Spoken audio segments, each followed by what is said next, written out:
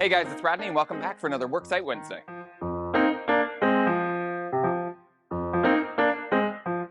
Today we're back in the wonderful neighborhood of Crestview, viewing another project that we've seen once before. We've spoken before in regards to what to use under playscapes, and in this space we chose a mulch to give that soft cushion area and to stay out of the heat of gravels and such.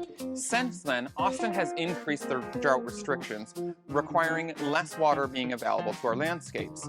We're happy to oblige. We want to be responsible. So in this particular property, what we've done is we've actually removed all of the sod or planned turf areas, and we've used instead a mulch. The mulch is going to be a great suitable alternative. Just like our playscape area, it makes for multi-function. You can run and you can still play on it. The benefit of using the mulch in this case is, of course, it cuts down on the watering while we've got our drought restrictions going on.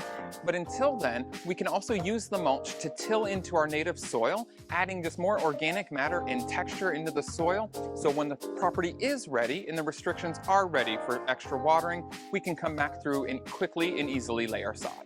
Do come back to lay that sod. We're going to see another really great design detail here. We've referenced before bringing our turf in and capturing our turf around the edges with some sort of garden bed, walkways, things of that nature. It's going to reduce our maintenance. It's going to reduce the amount of water that the lawn requires. And most importantly, it gives us a pleasing aesthetic place for our eye to land in the center of the yard.